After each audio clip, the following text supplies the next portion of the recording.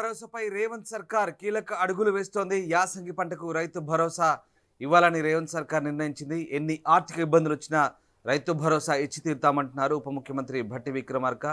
ఇప్పటికే రైతు భరోసాకు సంబంధించి ప్రభుత్వం అయితే కీలక నిర్ణయం తీసుకుంది. సాగు భూములకే రైతు భరోసా ఇవ్వాలని నిర్ణయించింది. రాళ్ళు రప్పలు కొండలున్న వాటికి ఇవ్వదని సూత్రప్రాయంగా ప్రభుత్వం అంగీకారానికి వచ్చింది. ఇక దాంతోపాటు ట్యాక్స్ పేయర్స్కి పొలిటికల్ లీడర్స్కి రైతు బంద్ కట్ చేయబోతున్నారు. గత ఏడాది 70 లక్షల మందికి రైతు బంద్ ఇచ్చారు. ఈసారి 20 లక్షల మందిని అందులోంచి తొలగించుతున్నట్టుగా తెలుస్తుంది.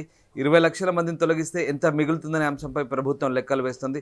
సో మొత్తం మీద రైతు భరోసా సంబంధించి ప్రభుత్వం అయితే కీలక అడుగులు వేస్తుంది. కరెస్పాండెంట్ శ్రీశైలం ఉన్నారు. శ్రీశైలం, రైతు భరోసాకు సంబంధించి ప్రభుత్వం ఎలాంటి కీలక నిర్ణయం తీసుకోబోతుంది? దీనికి సంబంధించి ఎప్పుడు దీనికి సంబంధించిన అడుగులు ముందుకు పడబోతున్నాయి?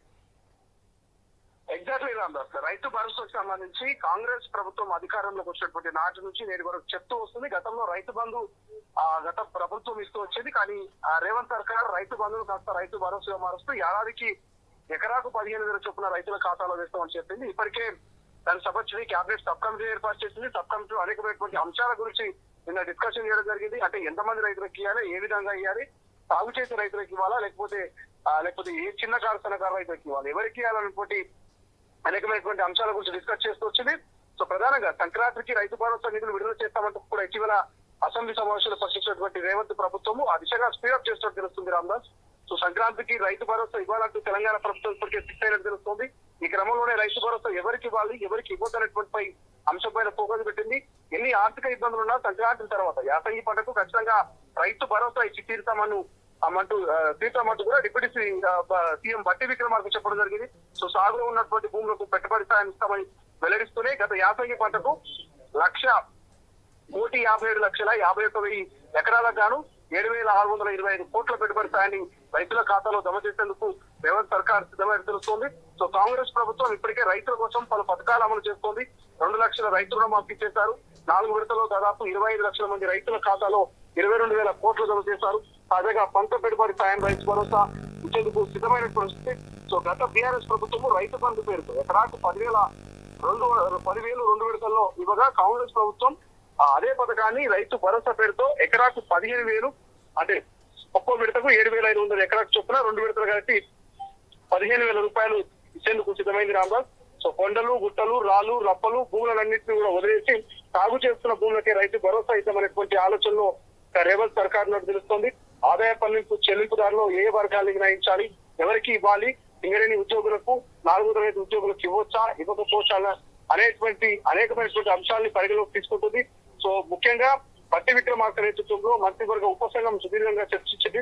సమావేశంలో తొలుత రాష్ట్ర వ్యవసాయ శాఖ అధికారులు పవర్ పాయింట్ ప్రజెంటేషన్ ఇచ్చారు. అనంతరం ఉపసంఘం పలు అంశాలపై చర్చలను ప్రారంభించింది. గతంలో ఉమ్మడి జిల్లాల వారిగా నిర్మించిన సదస్సులో వ్యక్తమైన అభిప్రాయాలు, అధికారులు తయారు చేసిన నివేదికలపై చర్చించారు. ఉపసంఘం చేపట్టిన క్షేత్రస్థాయి పర్యటనలో ఆదాయ పన్ను చెల్లింపుదారులకు రైతు భరోసా ఇవ్వదనే అభిప్రాయాలు వ్యక్తమైన విషయం ప్రస్తావనకు వచ్చింది. అయితే ఐటీ చెల్లించి సింగరేణి ఉద్యోగులు ఉమ్మడి ఆదిలాబాద్, కరీంనగర్, ఖమ్మం జిల్లాలో సుమారు 4 లక్షల మంది ఉన్నారు. సో వీరందరూ ఇవ్వకపోతే ఇబ్బంది అవుతుందనేటువంటి అభిప్రాయం కూడా వ్యక్తమవుతోంది. సో కేంద్ర ప్రభుత్వం అమలు చేస్తున్న పిఎం కిసాన్ పథకం మార్గదర్శకాలను కూడా ఉపసంఘం భేటీలో చర్చకు దారితీసినట్టు తెలుస్తోంది. సో ప్రధానంగా ప్రజాప్రతినిధులు, ప్రభుత్వ ఉద్యోగులు, పెన్షన్దారులు 5 ఏళ్లలో 3 సార్లు లేదా వరుసగా 2 ఏళ్లు ఐటీ చెల్లించిన వారు, వైద్యులు, ఇంజనీర్లు, న్యాయవాదులు, సిఏలు, ఆర్కిటెక్టులు వంటి వృత్తి నిపుణులకు పిఎం కిసాన్ పథకాన్ని వర్తింపజేయడం లేదు.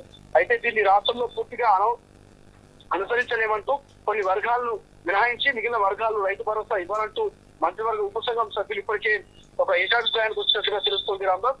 సో తప్పనిసరిగా సింగరేణి ఉద్యోగులు, 4వ తరగతి ఉద్యోగులు ఉండేలా చూడాలంటూ భావిస్తున్నట్టుగా తెలుస్తుంది. సో గడిచిన 6 ఏళ్లలో పెట్టుబడి సాయం పొందిన రైతుల సంఖ్య, సాగవుతున్న భూమి విస్తీర్ణం, బడ్జెట్ కేటాయింపుల పైన చర్చించారు. మొత్తం కలిపి 80,454 కోట్లు చెల్లించగా ఇందులో సాగు చేయని భూములు 21,284 కోట్లు చెల్లించినట్లుగా వ్యవసాయ శాఖ అధికారులు నివేదికలో పేర్కొన్నారు.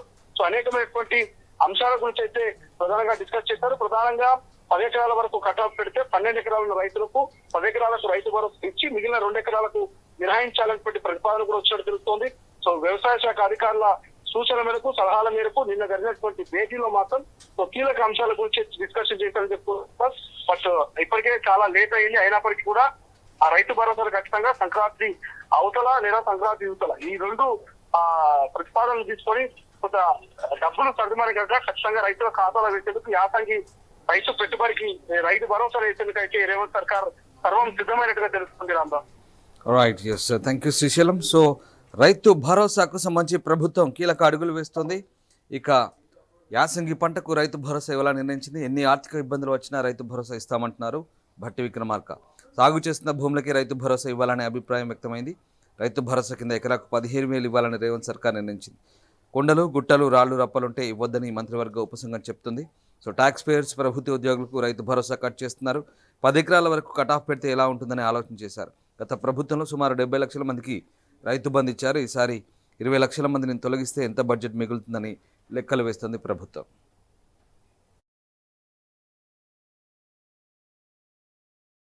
అసలైన తొలి వెలుగు. ఫాలో వాట్సాప్ @తొలి వెలుగు official.